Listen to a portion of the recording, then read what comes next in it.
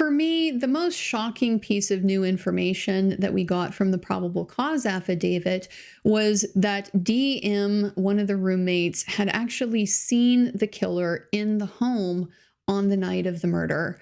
This is shocking in part because it's really too horrifying to contemplate, but also because I don't think it's been fully appreciated how critical this was to blowing open the case. So I wanted to make this video to talk about why DM is the hero of this case.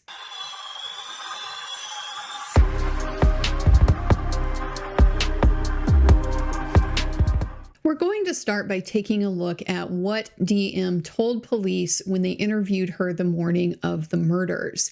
I do want to say that I'm going to be referring to her as DM throughout this video. I'm aware that her full name is publicly known at this point. It's been reported, but I am not going to use it here. At this point in the legal process, her name has not been formally introduced in the court record. I tend to think there is probably a reason for that, and so I am going to respect that. So I will be referring to her by her initials as the probable cause affidavit does. So the probable cause affidavit tells us that DM originally went to sleep in her bedroom. She is in the southeast side of the second floor. She was awoken at approximately 4 a.m. by what sounded like Gonçalves playing with her dog in one of the upstairs bedrooms. Gonçalves and Mogen had bedrooms up on the third floor. A short time later, she said she heard who she thought was Gonçalves say something to the effect of, "There's someone here." Based on their review, police think it's possible that it may have been Kernodle that she heard and not Gonçalves. DM said she looked out of her bedroom but didn't see anything when she heard the comment about someone being in the house.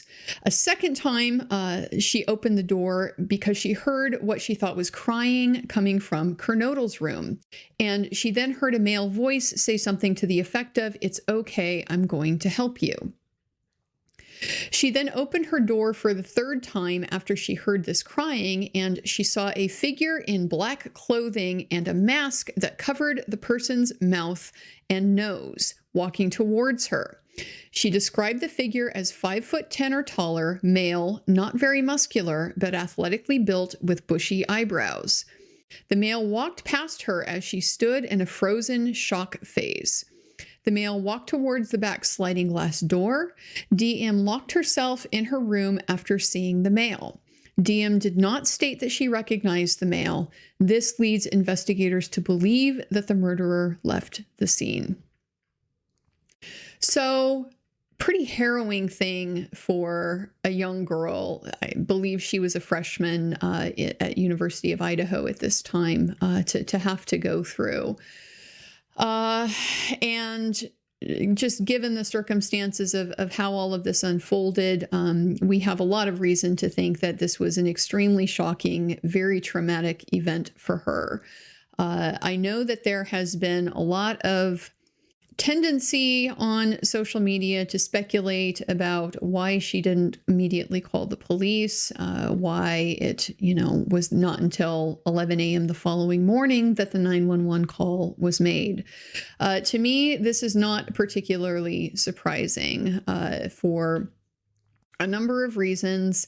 I don't really intend to get into a lot of that here, but suffice it to say, yes, the defense is going to be asking about that, but I don't think this is going to be something that there will really be a big opportunity to make a lot of hay out of, because there are plenty of reasonable explanations for why a person experiencing an extremely stressful event like this would respond in the way that she did. So the important thing that the police got from DM in this interview was the physical description of the man in the home. And this was key. This was the linchpin, in my view, to breaking this case open. So let's take a look at why that is. So from a legal standpoint, the reason why this was so critically important is because police can't just go on a fishing expedition willy-nilly, get search warrants for anything and everything to try to hunt for evidence of a crime. The Fourth Amendment requires probable cause to issue a search warrant. And the reason for that is because we have expectations of privacy. We're not the kind of country where, the police is supposed to be able to broadly surveil you, keep an eye on you for conduct that they decide that they want to punish. So the probable cause standard is what her information supplied to them. Probable cause generally means there's a good reason to believe that we're going to find evidence of a crime in this particular place.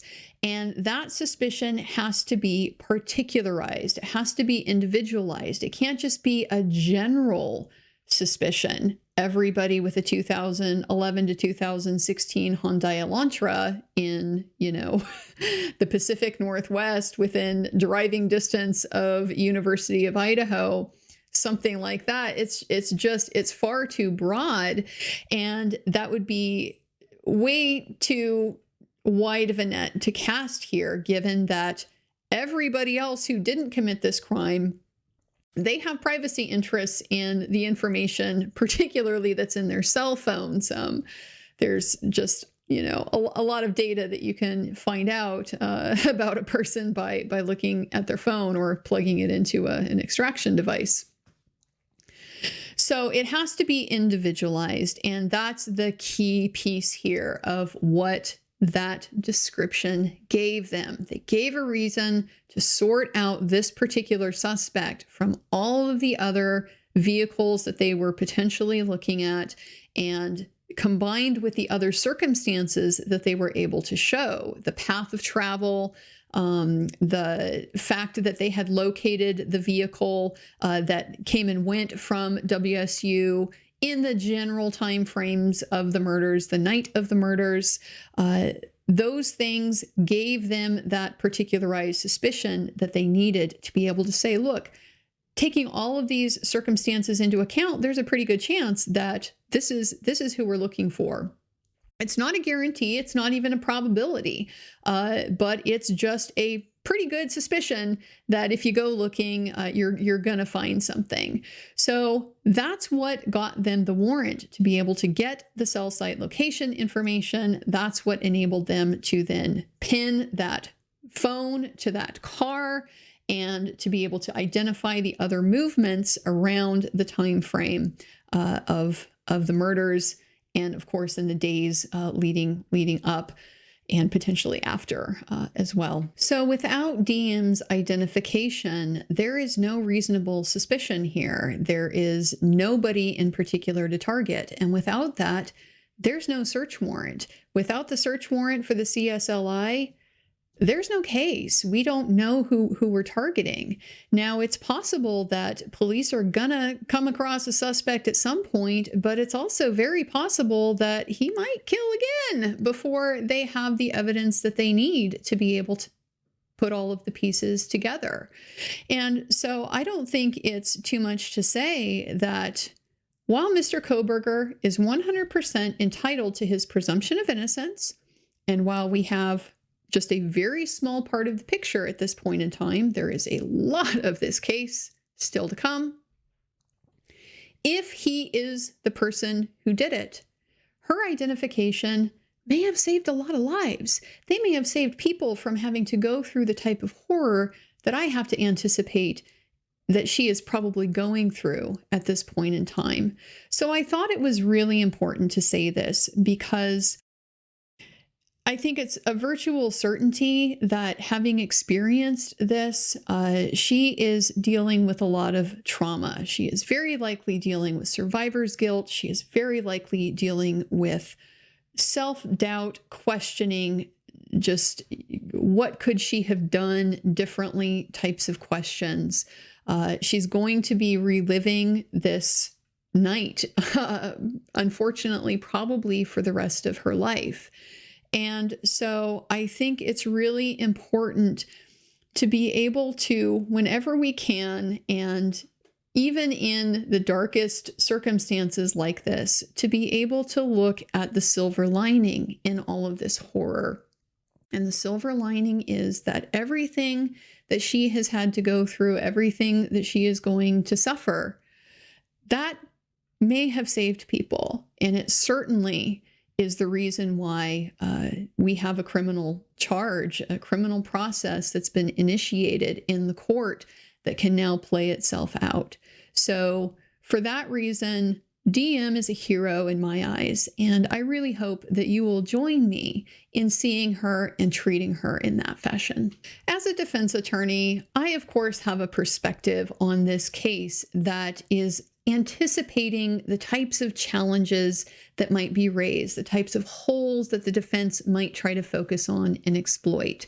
So in the next few videos that I make, I'm going to be looking at some of those issues, some of those things that the defense is going to want to investigate, and potential opportunities that they may have to be able to develop their case. So I hope that you will join me in the next video.